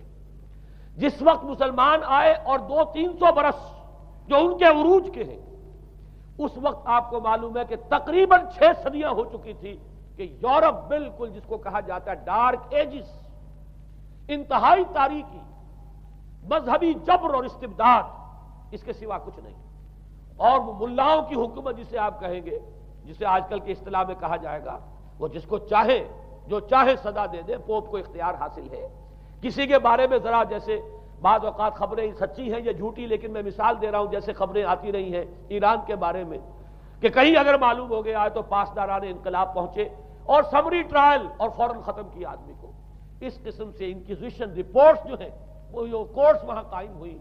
اور یوں سمجھیے کہ لاکھوں افراد تحت کیے گئے، زندہ جلائے گئے۔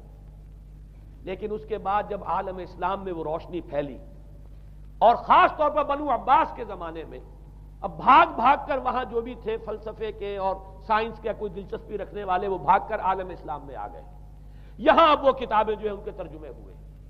خاص طور پر مامون اور ہارون الرشید کے زمانے کے اندر یہ علم جو ہے ہندوستان سے بھی لیا، یونان سے بھی لیا مسلمانوں نے، اور اس کے بعد یہ غرناطہ اور قرطبہ کی یونیورسٹیوں کے ذریعے سے اس علم نے پینیٹریٹ کیا ہے دوبارہ یورپ میں۔ دیکھیے سرکل کیسے بنا ہے،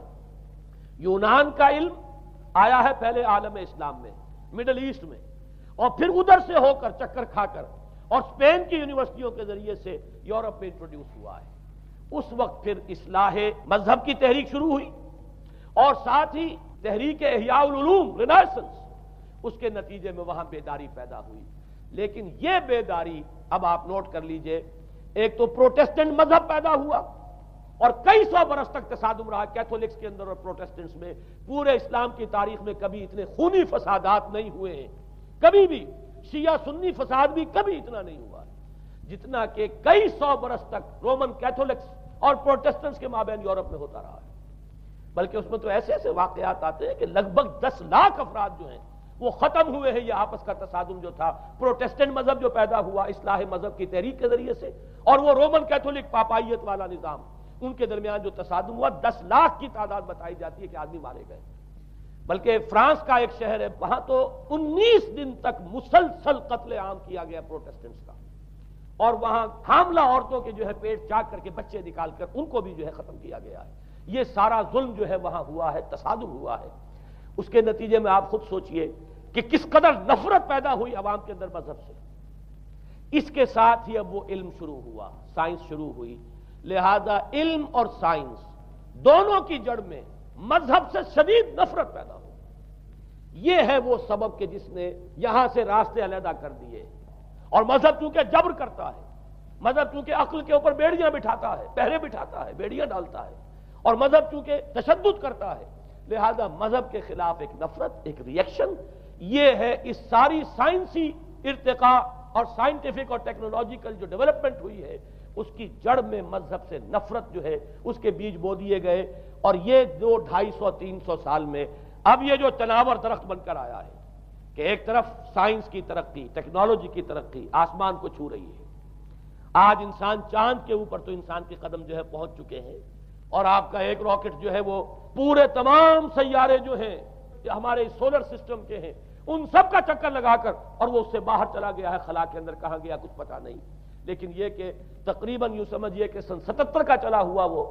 اور 12 برس تک اس نے سفر طے کیا ہے، اور کم سے کم سولر سسٹم کا جو ہے اس نے پورا جو ہے احاطہ کیا ہے۔ اور جو میں نے آپ کو وہ احادیث سنائی، ان کے حوالے سے بات کیا سمجھ میں آئی کہ یہ سائنٹیفک، ساری کی ساری سائنٹیفک ڈیولپمنٹ، یہ ٹیکنالوجیکل ڈیولپمنٹ، لیکن چونکہ اس کے ساتھ مذہب کا انکار ہے، خدا پر ایمان نہیں ہے، آخرت کا یقین نہیں ہے، روح کا گویا کہ انکار، روحانیت تو بہت دور کی بات ہے، روح کا بھی انکار۔ نتیجہ یہ ہے کہ ان دونوں چیزوں کے مابین وہ گیپ، جسے میں نے کہا تھا ایپالنگ گیپ، ایک بہت بڑا گیپ ہے جو پیدا ہو چکا ہے۔ اب میں حدیث آپ کو سنا رہا ہوں، بخاری شریف میں جو روایت ہے، حضور نے فرمایا کہ دجال کے ماتھے پر لکھا ہوا ہوگا کافارا، کفر۔ الفاظ یہ ہے انہو مکتوب بین عینیہ کافارا، علیحدہ علیحدہ، یقرأہ کل مومن کاتب او غیر کاتب، وہ اس طرح نمایاں لکھا ہوا ہوگا کہ ہر شخص اسے پڑھ لے گا، چاہے وہ لکھنے والا ہو چاہے نہ ہو، لکھا پڑھا ہو چاہے نہ ہو۔ یعنی اس تہذیب کے پیشانی پر کفر لکھا ہوا ہے، مذہب سے دشمنی، مذہب سے بودھ، مذہب سے دوری، مذہب کی ہر چیز کی نفی۔ آج جو ایک ورلڈ سویلائزیشن ہے، ایک عالمی تہذیب ہے جس کا کہ غلبہ ہے ہمارے اس پورے گلوب پر، اس میں 3 چیزوں کے مقابلے میں 3 چیزوں کی اہمیت ہے۔ خدا کی اہمیت نہیں ہے، ہوگا،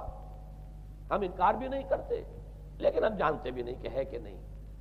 ہاں، اہمیت کائنات کی ہے،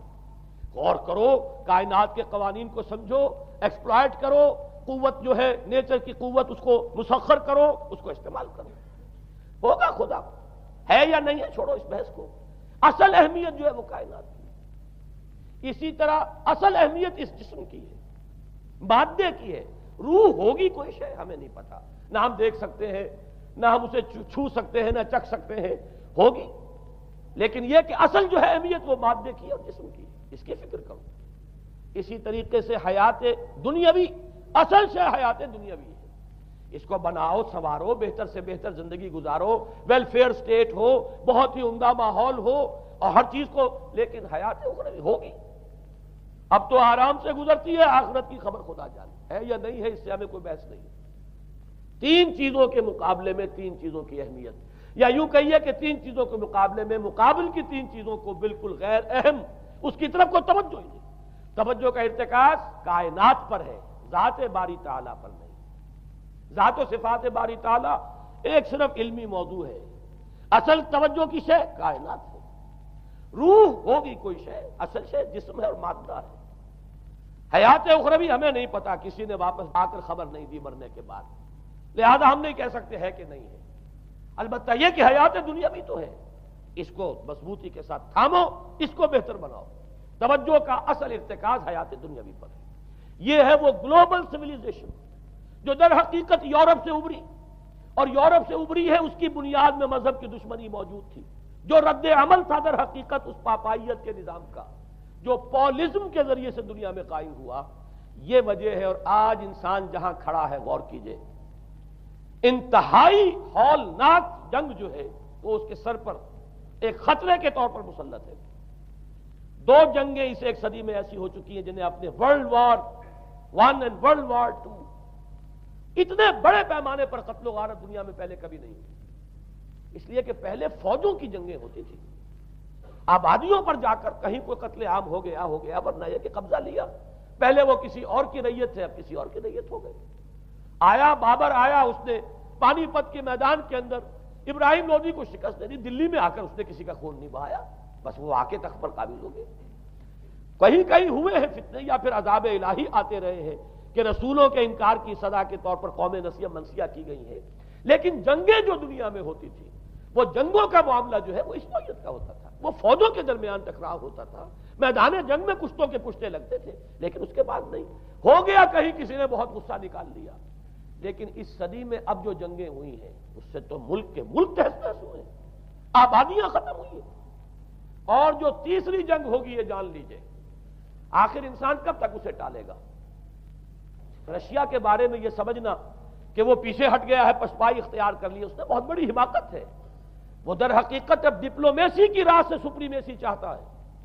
لہذا تصادم تو ہو کر رہنا۔ مولانا مناظر حسن گیلانی رحمۃ اللہ علیہ کے خیالات جو ہیں وہ مجھے اس سورہ کہف کے ابتدائی آیات کے ضمن میں مجھے ان سے اتفاق ہے، اور بہت سی چیزیں ان سے ماخوذ ہیں۔ اسی طریقے سے جو حدیث اب میں آپ کو بتا رہا ہوں، میرے سامنے اس کا متن نہیں ہے، مولانا حامد میاں رحمۃ اللہ علیہ انہوں نے مجھے یہ بتایا تھا کہ جو میں نے جمع کیے ہیں حالات و واقعات، قیامت سے پہلے جو حالات و واقعات پیش آنے والے ہیں، جن کی پیشین گوئی احادیث میں ہیں، ان سے معلوم ہوتا ہے کہ ایک بہت بڑی خوفناک جنگ ہوگی، اتنی بڑی خوفناک جنگ، اور ان کے الفاظ یہ ہے کہ اس میں دونوں فریق جو ہوں گے ان میں بڑی تعداد عیسائیوں کی ہوگی، ادھر بھی ادھر بھی، ایک طرف البتہ عیسائیوں کے ساتھ مسلمان بھی ہوں گے، یہودی بھی ہوں گے، اور دوسری طرف خالص عیسائی طاقت ہوگی، اور ان کے درمیان اتنی خوفناک جنگ ہوگی۔ الفاظ ان کے یہ ہیں اس حدیث کے جو انہوں نے مجھے بتائے کہ ایک پرندہ سینکڑوں میل تک پرواز کرے گا اور اسے سوائے لاشوں کے اور کچھ نظر نہیں آئے۔ آپ تصور کیجئے اگر ایٹامک وار ہو جاتی ہے تو یہی ہوگا، تہس نہس ہو جائے گا، معاملہ ختم ہو کر رہ جائے گی چیز۔ اور یہ چیز جو ہے یہ بہرحال یہ جتنا کچھ پائل اپ کیا گیا ہے، یہ ڈسٹرکٹیو فورس سائنس کی یوں سمجھیے کہ معراج اب یہی ہے۔ اب تو سٹار وارز کی باتیں ہو رہی ہیں کہ صرف زمین پر نہیں، باہر بھی یہ جنگیں ہمیں لڑنی پڑیں گی، لیکن یہ کہ اس کا کیا حال ہوگا۔ امریکہ میں ایک پکچر تیار کی گئی تھی، دی ڈے آفٹر غالباً اس کا نام ہے، اس میں ایک نقشہ دکھایا گیا ہے اس قدر ہولناک کہ یہ 100 اور اونچی منزلہ عمارتیں جو ہے یہ ایسے جیسے کہ کچے گھروں سے ہوتے ہیں، ایسے وہ پگھل کر رہ جائیں گی، اور یوں سمجھیے کہ انسان جو ان کے اندر ہوں گے ایک ایک منزل کے اندر، ایک ایک ایسی 100 منزلہ عمارت کے اندر ہزاروں آدمی ہوتے ہیں، جیسے کہ کوئی ایسی کالونی ہو کوئی ان کی چیونٹیوں کی، اور اس پوری کالونی کو آپ اپنے پاؤں سے مسل دیں، ایسے انسانوں کا حال ہوگا اگر وہ جنگ ہو جاتی جس کا نقشہ کھینچا گیا ہے۔ یہ ہے در حقیقت وہ بات کہ جو مولانا مناظر حسن گیلانی فرما رہے ہیں ان آیات مبارکہ میں، وَيُنذِرَ الَّذِينَ قَالُوا اتَّخَذَ اللَّهُ وَلَدًا، تاکہ خبردار کر دے یہ قرآن ان لوگوں کو جنہوں نے کہا ہے کہ اللہ نے بیٹا بنایا، بدترین شرک کا جنہوں نے ارتکاب کیا، اور اسی ولدیت مسیح کے عقیدے سے وہ ساری کرپشن جو ہے دین خداوندی کی، دین مسیحی کی اصل جو دین تھا اس کی جو ہوئی ہے، اور اس کے نتیجے میں آج نوع انسانی وہاں کھڑی ہے۔ اسی لیے آیت نمبر 2 میں فرمایا وَيُنذِرَ بَأْسًا شَدِيدًا مِّن لَّدُنْهُ، تاکہ خبردار کر دے ایک بہت بڑی جنگ سے۔ ہمارے اکثر مفسرین نے یہاں پہ ایک بہت بڑا عذاب کہہ کر جو ہے وہ گزر گئے ہیں، لیکن واحد یہ لفظ ہے قرآن مجید کا یہ مقام ہے جہاں لفظ باس آیا ہے، اور مولانا مناظر حسن گیلانی نے بحث کی باس تو جنگ کو کہتے ہیں، قرآن مجید میں جہاں بھی یہ لفظ آیا جنگ کو کہتے ہیں۔ تو ایک بہت بڑی ہولناک جنگ جس کے لیے فرمایا من لدنہ، یہ تمہارے اپنے پیمانوں پر نہیں آئے گی، یہ تمہارے حساب کتاب میں نہیں آ سکتا جو ڈسٹرکشن ہوگی، جیسے کہ آپ علم لدنی کہتے ہیں۔ ایک علم وہ ہے جو جانے بوجھے طریقے سے حاصل کیا جاتا ہے، ایک علم لدنی ہے جو خاص اللہ تعالیٰ اپنے کسی بندے کو عطا فرما دے۔ اس جنگ کی جو ہلاکت خیزی ہے وہ تمہارے حساب کتاب میں آنے والی نہیں ہے۔ لِيُنذِرَ بَأْسًا شَدِيدًا مِّن لَّدُنْهُ وَيُبَشِّرَ الْمُؤْمِنِينَ الَّذِينَ يَعْمَلُونَ الصَّالِحَاتِ أَنَّ لَهُمْ أَجْرًا حَسَنًا مَّاكِثِينَ فِيهِ أَبَدًا۔ البتہ اللہ تعالیٰ بچائے گا اپنے اہل ایمان بندوں کو جو نیک عمل پر بھی قائم۔ اب میں وہ حدیث آپ کو سنا دوں، میں نے پہلے بخاری کی حدیث آپ کو سنا دی کہ اس پورے فتنے کے معلوم ہوگا کہ اس کی دونوں آنکھوں کے مابین کافارا لکھا ہوا ہے کفر، گویا کہ یہ سمبل ہے، یہ علم ہے، یہ علامت ہے اس جدید موجودہ تہذیب کی کفر، الحاد، مادہ پرستی، خدا کا انکار، آخرت کا انکار، روح کے وجود کا انکار۔ اس کے بعد فرمایا یہ ابو داؤد کی روایت ہے، فواللہ، تو خدا کی قسم وہ وقت جب آئے گا، ان الرجل لیاتیہ وہو یحسب انہ مومن، ایک شخص حاضر ہوگا اس کے پاس، دجال کے پاس، اور وہ شخص اپنے آپ کو مومن سمجھتا ہوگا کہ مومن ہے، فیتبعہ بما یبعث بہ الشبہات، لیکن جو شبہات اس فتنے کی وجہ سے اس کے اندر پیدا ہو جائیں گے اس کی وجہ سے وہ بھی اسی کی پیروی کرے گا۔ آج آپ عالم اسلام کا نقشہ دیکھ لیجئے، ذہنوں کے اندر جو شبہات ہیں، ایمان کے بارے میں یقین کی کیفیت کتنوں کو حاصل ہے، وہی ساری ہماری بھی ویلیوز ہیں، وہی مادی تہذیب جو ہے، آج ہم بھی اسی کے پیروکار ہیں، سمجھتے ہیں اپنے آپ کو مسلمان، سمجھتے ہیں مومن، لیکن ذرا تجزیہ کیجئے۔ اسی کو میں نے اپنے اس کتابچے میں اسلام کی نشأت ثانیہ میں تفصیل سے واضح کیا ہے کہ در حقیقت رگ و پے میں سرایت کر گئی ہے یہ تہذیب، بظاہر جو ہے نظر آتا ہے جیسے روئے ارضی پر، زمین کے اوپر تو آپ کو کہیں اونچائی نظر آ جائے گی، کہیں نیچائی نظر آ جائے گی، کہیں پانی ہے کہیں خشکی ہے، ذرا اوپر چلے جائیں تو ہوا ہے، ہوا کا غلاف پورے کرۂ ارضی کو اپنے اندر لیے ہوئے۔ یہی حال ہے ہر ملک میں آپ چلے جائیں، نیچے کے لوگوں میں کچھ مذہب نظر آ جائے گا تھوڑا بہت۔ ہندوستان میں بھی اگر کوئی مندروں میں جاتا تو گھٹیا آدمی جاتے ہیں، بیچارے نیچ لوگ جاتے ہیں، بڑا لوگ آدمی کوئی نہیں جاتا۔ ہمارے ہاں بھی جا کے ہوتے ہیں مساجد میں سفارا تو غریب، پردہ رکھتے ہیں اگر کوئی تمہارا تو غریب۔ شہروں میں ایک کاروباری طبقہ ضرور ایسا ہے جو نماز روزے کے ساتھ اس کا ایک شوق ہے، لیکن آپ جا کے دیکھ لیجئے دیہات کے اندر کیا حال ہے۔ تو معلوم یہ ہوا کہ نیچے تو شاید کچھ نہ کچھ فرق ہے، یہ مسلمان ملک ہے، یہ ہندو ملک ہے، یہ فلاں ملک ہے، یہ بدھ مت کا ملک ہے، لیکن اوپر چلے جائیں یعنی ہر ملک کے اوپر جو ایلیٹ ہے، جو اعلیٰ تعلیم یافتہ، جو آپ کی ملٹری اور سول بیوروکریسی ہے ٹاپ کی، وہ تو ایک ہی رنگ میں رگے ہوئے، ان کا لباس وہی، ان کا رہن سہن وہی، ان کا تمدن وہی، نام کا فرق اگر نہ ہو تو پتہ نہیں چلے گا یہ مسلمان ہے کہ ہندو ہے کہ سکھ ہے، پر پتہ چلے گا وی پی سنگھ نام ہے تو پتہ چلے گا کہ ہندو ہے، لیکن یہ کہ باقی اس کی وضاحت، اس کا لباس، اس کا اٹھنا بیٹھنا، آپ کے ہاں یہ تو کچھ عوامی دور میں آ کے کرتا شلوار جو ہے وہ آئی ہے، لیکن وہ بھی اندرون ملک ہوتی ہے، باہر جا کر ہمارے اپنے ان لوگوں کے جو لباس ہوتے ہیں آپ کو دیکھیے کہاں فرق معلوم ہو جائے گا کہ کون مسلمان ہے اور کون ہندو اور کون پارسی ہے اور کون عیسائی۔ تو معلوم یہ ہوا کہ اوپر ایک ہی گلوبل سویلائزیشن ہے جس کا دور دورہ ہے، اور اس سویلائزیشن کے ماتھے پر لکھا ہوا ہے کافارا، اس میں وہ ایمان نہیں ہے، اس میں الحاد ہے، مادہ پرستی ہے، کفر ہے۔ اس میں آخری حدیث جو میں آپ کو سنا رہا ہوں، حضور نے فرمایا آخر من یخرج الیہ النساء، اس فتنے کی طرف پیش قدمی کرنے والا آخری طبقہ ہوگا عورتوں کا۔ وہ جب اس تہذیب کی طرف لپکیں گے، یہ طبقہ جب آگے بڑھے گا، یہ جو ہمارے ہاں بھی جلوس نکلتے ہیں، شریعت کا مذاق اڑانے والے جلوس، اسلامی احکام کی نفی کرنے والے جلوس نکلتے ہیں، اور ان کے جس طریقے سے ڈسپلے ہوتا ہے اخبارات کے اندر، جتنا ان کے لیے اعزاز ہے، جتنی ان کے لیے یہاں پر تکریم ہے ہمارے معاشرے کے اندر، اس کو پیش نظر رکھیے۔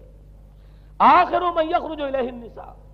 حتی ان الرجل لیرجع الی امہ و ابنتہ و اختہ و عمتہ فیوثقها رباطا، یہاں تک کہ ایک بندہ مومن کا حال یہ ہو جائے گا کہ وہ دوڑے گا اور کوشش کرے گا اپنی ماں کو، بیٹی کو، بہن کو، پھپھی کو باندھ کر رکھے کہ وہ نکل نہ جائے۔ یہ حال ہو جائے گا کسی شخص کا۔ آج کتنے لوگ بے بس ہو چکے ہیں، اب وہ باندھ کر رکھنے والے بھی گویا کہ ہتھیار ڈال چکے، ورنہ یہ کہ ایک دور تھا کہ کچھ نہ کچھ باندھ کر رکھنے والے تو تھے، لیکن اب تو آزادی کی صورت آئی ہے تو باندھ کر رکھنے والے جو ہے وہ ہار مان چکے۔ اب تو آپ دیکھیں گے اچھے بھلے نظر یہ آتا ہے، داڑھی رکھی ہوئی ہے، خود جو ہے وہ مذہبی مزاج کے ہیں، لیکن بالکل بے پردہ کو خاتون جو ہے این ان کے اسکوٹر کے پیچھے بیٹھی ہوئی یا ان کے کار کے اندر ان کی برابر کی سیٹ کے اوپر بیٹھی ہوئی جا رہی ہے۔ بے پردگی، یہ اباحیت، ہمارے اخبارات کا جو حال ہے اس کو دیکھیے۔ خدا کے لیے یہ رنگین صفحات بند کرو، لیکن مجال ہے جو کسی کے کان پر جوں تک نہیں دی۔ لہذا حدیث کے الفاظ نوٹ کیجئے، آخر من یخرج الیہ النساء، اس فتنے کی طرف پیش قدمی کرنے میں آخری طبقہ جو ہوگا وہ خواتین کا ہوگا۔ حتی ان الرجل لیرجع الی امہ و ابنتہ و اختہ و عمتہ، یہاں تک کہ آدمی دوڑے گا، پکڑے گا اپنی ماں کو، اپنی بیٹی کو، اپنی بہن کو، اپنی پھپھی کو، اور اسے باندھ کے ہی کوشش کرے گا کہ کہیں وہ اس طریقے سے اس دجالی فتنے کے اندر جو ہے وہ اسی کی پیروی کے اندر گھر سے نہ نکل جائے۔ یہ ہے وہ فتنہ جس کی لپیٹ میں اس وقت پوری دنیا آئی ہوئی ہے۔ اب نوٹ کیجئے، اس فتنے کے لیے اب میں چند باتیں اور کہہ رہا ہوں۔ لغوی بحث کیا ہے؟ دجال کسے کہتے ہیں؟ یہ بنا ہے لفظ دجل سے۔ دجل اور فریب یہ ہماری زبان میں بھی مستعمل، دجل و فریب، دھوکہ دینے والی شے، ملمہ، حقیقت کچھ ہو اوپر کچھ اور پردہ ڈال دیا گیا، یہ دجل ہے۔ گندم نمائی جو فروشی دجل ہے، فریب ہے۔ اسی کے لیے دوسرا لفظ عربی زبان کا جو قرآن میں کثرت سے آیا وہ غرور ہے، دھوکہ۔ اصل میں یہ دنیا دھوکہ ہے جو حیات اخروی کے لیے ایک پردہ بن کر ہماری آنکھوں پر پڑ گیا ہے۔ میں وہ آیات اب آپ کو جلدی سے سنا رہا ہوں۔ فرمایا وَمَا الْحَيَاةُ الدُّنْيَا إِلَّا مَتَاعُ الْغُرُورِ، سورہ آل عمران میں بھی آیت آئی، سورہ حدید میں بھی۔ لوگوں سن لو، یہ دنیا کی زندگی سوائے دھوکے کو کچھ نہیں۔ میں بعد میں عرض کر دوں گا کہ ایک دوسرا رخ بھی ہے دنیا کی زندگی کا، لیکن اس وقت یہ آیات سن لیجئے۔ غرتکم الحیات الدنیا، تمہیں دھوکے میں ڈال دیا اس دنیا کی زندگی نے، یہ سورہ جاسیہ کی آیت نمبر 35 ہے۔ غرتہم الحیات الدنیا، انہیں دھوکے میں ڈال دیا دنیا کی زندگی نے، یہ سورہ انعام میں آیت نمبر 70 بھی ہے، آیت نمبر 130 بھی ہے۔ تیسری مرتبہ سورہ اعراف میں آیت نمبر 51 ہے، اور 2 مرتبہ سورہ لقمان اور سورہ فاطر میں آیا فَلَا يَغُرَّنَّكُمُ الْحَيَاةُ الدُّنْيَا وَلَا يَغُرَّنَّكُمْ بِاللَّهِ الْغَرُورُ، دیکھو لوگوں کہیں تمہیں دنیا کی زندگی دھوکے میں نہ ڈال دے۔ یہ دنیا کی زندگی جو ہے دھوکہ بن کر ایک فریب کا پردہ ہمارے آنکھوں پر ڈالتی ہے کہ یہ ہمارا مطلوب مقصود، اسی کے لیے بھاگ دوڑ، اسی کو بنانا سنوارنا۔ وہ جو میں عرض کر چکا ہوں، 3 چیزوں کے مقابلے میں 3 چیزوں کی اہمیت۔ حیات دنیاوی جب مطلوب بن جائے، حیات دنیاوی جب انسان کی اصل محبوب بن جائے، تو گویا کہ حیات اخروی اب نگاہوں سے اوجھل ہو گئی، آنکھ اوجھل پہاڑ اوجھل۔ یہی ہے اصل دجل، یہی ہے اصل فریب۔ آیات اور سنیے،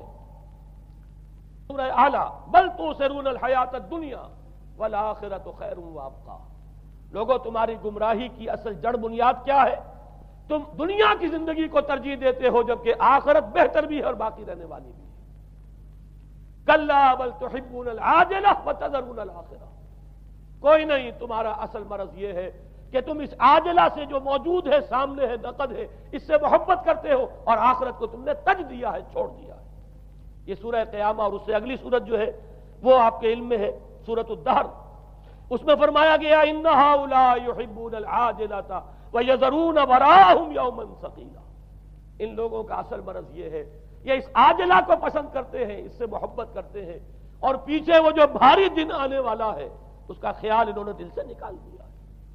یہ ہے در حقیقت اصل فساد، اصل فتنہ، اصل گمراہی، 100 خرابیوں کی جڑ ایک خرابی۔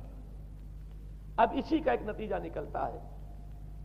یہ دنیا جتنی حسین بنتی چلی جائے گی اتنا ہی فتنہ شدید سے شدید تر ہوتا چلا جائے گا۔ یہاں جتنی آسائشیں ہوں گی اتنا ہی آپ پر غفلت کا پردہ طاری ہو جائے گا۔ اور آپ کو معلوم ہے کہ اس پوری سائنٹیفک جو بھی ڈیولپمنٹ ہے اس کا حاصل کیا ہے؟ یورپ میں جائیے واقعتاً دنیا بڑی حسین بن چکی ہے، امریکہ میں جائیے واقعتاً بہت حسین دنیا ہے، ابو ظبی میں جائیے بڑی حسین نظر آئے گی دنیا، کارنیشز جس طریقے کے آباد ہیں۔ یہ دنیا کا حسن جتنا بڑھے گا اتنا ہی یہ آنکھوں پر اور بھاری پردہ ڈال دے گی، آخرت سے آپ کو غافل کر دے گی۔ یہی دجل ہے، یہی فریب ہے، یہی فتنہ دجالی ہے۔ یہی وجہ ہے، دیکھیے یہ جو آیات آج میں بیان کر رہا تھا اس میں آخر میں فرمایا انا جعلنا ما علی الارض زینۃ اللہ لنبلوہم ایہم احسن عملا۔ ہم نے اس زمین کے اوپر جو کچھ ہے اسے اس کا بناؤ سنگھار بنا دیا ہے، زینت بنا دیا ہے، تاکہ ہم جانچیں پرکھیں امتحان لیں کون ہے اچھے عمل کرنے والا۔ یعنی رخ روشن کے آگے شمع رکھ کر وہ یہ کہتے ہیں ادھر جاتا ہے دیکھیں یا ادھر پروانہ آتا ہے۔ اللہ تعالیٰ نے اسی امتحان میں ہمیں ڈالا ہے۔ اس دنیا کی یہ زینت ہے، زیبائش ہے، آرائش ہے، چمک دمک ہے، یہاں کی رونقیں ہیں، ان کو دیکھ کر آدمی ہل جاتا ہے، انہی کے پیچھے پڑ جاتا ہے، حلال سے حرام سے، جائز سے ناجائز سے، صحیح سے غلط سے، جس طرح بھی ہو یہ رونقیں میں بھی زیادہ سے زیادہ اپنے گھر میں لے آؤں، میں بھی اپنے ہاں وہ آسائشیں فراہم کر لوں، میں بھی یہ تمام چیزیں جو ہے جمع کر لوں۔ اسی کے لیے انسان اپنا نہ صرف یہ کہ پوری زندگی کا اثاثہ اسی میں انویسٹ کر بیٹھتا ہے بلکہ دیانت، شرافت، ان سب کو بھی داؤ پر لگا دیتا ہے۔ انا جعلنا ما علی الارض زینۃ اللہ لنبلوہم ایہم احسن عملا۔ ہم نے زمین کے اوپر جو کچھ ہے اسے اس کا زیور بنا دیا ہے، سنگھار، تاکہ ہم ذرا آزمائیں ان کو کہ آیا یہاں کے ہی اسی حسن کے اندر، اسی رعنائی کے اندر گم ہو کر رہ جاتے ہیں، یا اس حسن ازلی وہ اللہ تعالیٰ کا جلال و جمال یہ اس کے طالب بنتے ہیں۔ یہ ہے در حقیقت امتحان۔ اسی کو جیسے کہ حدیث میں بھی آیا تھا، شروع کی آیات اور آخری آیات، آخری رکوع میں فرمایا قل هل ننبئکم بالاخسرین اعمالا، اے نبی ان سے کہیے کیا ہم تمہیں بتائیں اپنی زندگی کی جد و جہد میں، بھاگ دوڑ میں سب سے زیادہ خسارے میں کون رہے؟ الذین ضل سعیہم فی الحیاۃ الدنیا وہم یحسبون انہم یحسنون صنعا۔ وہ لوگ کہ جن کی بھاگ دوڑ، جن کی محنت، جن کی کوشش وہ دنیا کی زندگی ہی میں بھٹک کر رہ گئی، اور وہ اپنے کہیں یہ سمجھتے رہے کہ ہم بڑے کامیاب ہو رہے ہیں، بہت اچھے کام کر رہے ہیں، ہم نے اتنی ترقی کر لی، ہم نے یہ کچھ بنا لیا، میں نے یہ جائیداد بنا لی، میں نے یہ کچھ مقام حاصل کر لیا، لیکن مطلوب و مقصود دنیا۔ ضل سعیہم فی الحیاۃ الدنیا، انہوں نے دنیا کی زندگی ہی کے اندر اپنی ساری سعی و جہد کو بھٹکا کر رکھ دیا۔ میں اس کا جو دوسرا رخ بتانا چاہتا تھا وہ ایک حدیث کے حوالے سے ہے۔ اگر آخرت مطلوب و مقصود رہے تو یہ دنیا آخرت کی کھیتی بن جاتی ہے۔ حضور نے فرمایا دنیا مزرعۃ الآخرہ، اگر تمہارا مطلوب و مقصود آخرت ہے تو پھر یہ دنیا کے اندر یہ کھیتی ہے، بو گے یہاں تو وہاں کاٹو گے۔ نیک اعمال کرو، خدمت خلق کے لیے کوشاں ہو جاؤ، لوگوں کی ہدایت کے لیے اپنی توانائیاں جو ہے وقف کرو۔ خیرکم من تعلم القرآن وعلمہ، اس دنیا میں محنت کرو گے تو آخرت میں اجر و ثواب پاؤ گے۔ الدنیا مزرعۃ الآخرہ، اگر آخرت مطلوب و مقصود ہو تو دنیا بڑی قیمتی ہے، اس کا ایک ایک لمحہ بڑا قیمتی ہے۔ تو حیات دنیا بھی نہ صرف یہ کہ غیر حقیقی نہیں بلکہ بہت قدر و قیمت کی حامل، لیکن اگر پردہ پڑ گیا، آخرت نگاہوں سے اوجھل اور دنیا ہی مطلوب و مقصود، تو یہ دھوکے کی ٹٹی ہے۔ وَمَا الْحَيَاةُ الدُّنْيَا إِلَّا مَتَاعُ الْغُرُورِ، نہیں ہے دنیا کی زندگی مگر دھوکے کا سامان۔ غرتہم الحیات الدنیا، غرتکم الحیات الدنیا، لا تغرنکم الحیات الدنیا، دیکھنا یہ دنیا کی زندگی کہیں تمہیں دھوکے میں نہ ڈال دے۔ آخری بات عرض کر رہا ہوں، یہی وجہ ہے سورہ بنی اسرائیل میں بھی آخری لفظ جو پہلے رکوع میں وہ کیا تھا؟ وَأَنَّ الَّذِينَ لَا يُؤْمِنُونَ بِالْآخِرَةِ أَعْتَدْنَا لَهُمْ عَذَابًا أَلِيمًا، اور وہ لوگ، نوٹ کر لیجئے وہ آیات، ان ھذا القرآن یہدی للتی ہی اقوم ویبشر المؤمنین الذین یعملون الصالحات ان لهم اجرا کبیرا وان الذین لا یؤمنون بالآخرۃ اعتدنا لهم عذابا الیما۔ یہاں پر ایمان بالآخرہ جو ہے اس کو اہمیت دی گئی ہے، جو لوگ آخرت پر یقین نہیں رکھتے ان کے لیے ہم نے دردناک عذاب فراہم کیا۔ اور یہاں پر بھی جیسا کہ سامنے آ گیا، سورہ کہف جو ختم ہو رہی ہے جن مضامین پر، وہ بھی وہی آیات ہیں جن کے بارے میں حدیث میں آیا ہے کہ دجالی فتنے سے محفوظ کرنے میں ان کی بڑی تاثیر ہے۔ قل هل ننبئكم بالاخسرین اعمالا الذین ضل سعیهم فی الحیاۃ الدنیا وهم یحسبون انهم یحسنون صنعا اولئک الذین کفروا بآیات ربهم ولقائه فحبطت اعمالهم فلا نقیم لهم یوم القیامۃ وزنا۔ یہ وہ لوگ ہیں جنہوں نے اپنی رب کی آیات کا انکار کیا ہے، جن کی دنیا ہی مطلوب و مقصود بن کر رہ گئی ہے،